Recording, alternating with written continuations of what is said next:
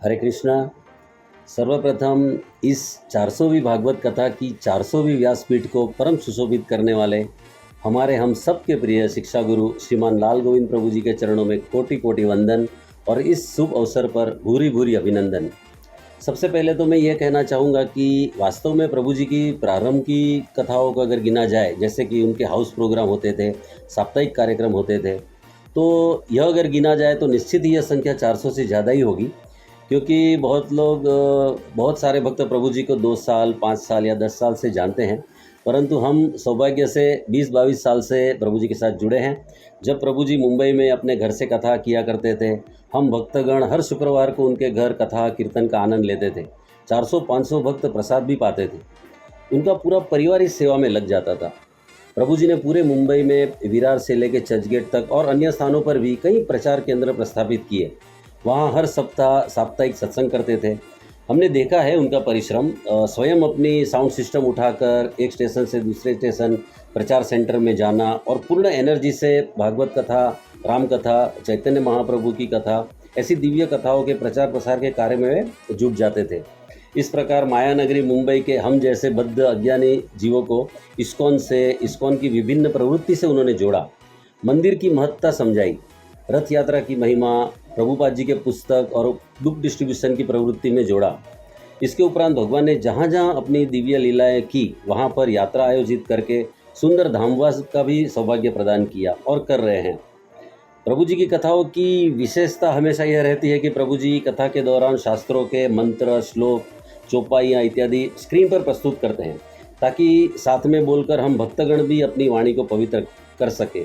और उनकी विशिष्ट शैली यह है कि वे कथा हंसते गाते हुए करते हैं। शास्त्रों की गहन फिलोसॉफी को एकदम सरल बनाकर प्रस्तुत करते हैं। मुझे तत्काल याद आ रहा है कि जब याज्ञवल्क्य जी भरद्वाज जी के आगे राम कथा कहना प्रारंभ किए प्रयाग में, तब तुलसीदास जी ने लिखा कि याग बलिक बोले मुस्काई। उन्होंने मुस्कुराकर राम कथा प्रारंभ की। वैसे शिव जी ने भी कैलाश में पार्वती जी के आगे प्रसन्न मुद्रा में कथा प्रारंभ की। तो वक्ता हंसता गाता होना चाहिए।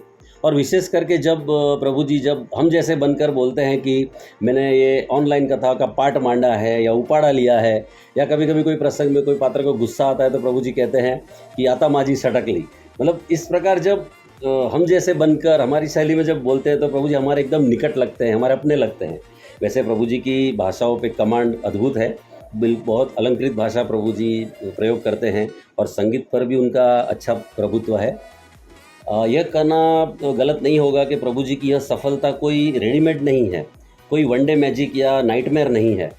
उनकी कई सालों की मेहनत, अध्ययन, मनन, चिंतन, संघर्ष और डेडिकेशन का यह परिणाम है कि आज उनके द्वारा प्रस्तावित 10 से ज़्यादा नामहट केंद्र कार्यरत है और 2000 से ज़्यादा परिवार जुड़े हुए हैं और भी जुड़ रहे हैं।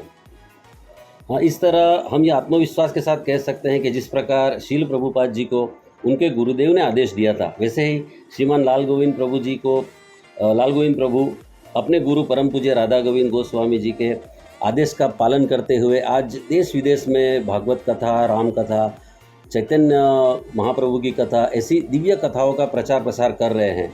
और शील प्रभुपाद जी का जो मिशन है, उनकी जो फिलॉसफी है, उसका डंका देश विदेश में बजा रहे हैं। पिछले कुछ वर्षों में जब कोरोना का संकट आया, मगर कोरोना एक रीत से हम भक्तों के लिए आशीर्वाद रूप बन गया, क्योंकि प्रभु जी ने उसी समय ऑनलाइन कथा अमृत चर्चा के माध्यम से प्रारंभ की, जिससे आज लाखों भक्त घर बैठकर लाभान्वित हो रहे हैं। मुझे लगता है लगभग 150 से ज़्यादा कथाएं तो ऑनलाइन हो चुकी है प्रभु जी की। और उसी क्रम में जो रिसेंटली जो प्रभु जी की क्रूज़ की कथा हुई, अद्भुत रही, जिसमें प्रभु जी ने शास्त्रों में कहाँ कहाँ समुद्र की महिमा है वह बताया। जैसे कि रामायण का केवट प्रसंग, प्रभु जी ने बताया कि केवट का सबसे बड़ा गुण था कि वो नौका गंगा में चलाता था, यानी गंगा के सानिध्य में वो रहता था। वैसे हमें भी प्रभु जी और उनके श्रीमुख से निकलती कथा रूपी गंगा के ही आश्रय में रहना है और अपने जीवन को धन्य करना है। प्रभु जी ने यह भी बताया कि समुद्र से हमें क्या सीखना है, गंभीर रहना, सहन करना और अपने लक्ष्य और अपने गोल पर ही फोकस करना।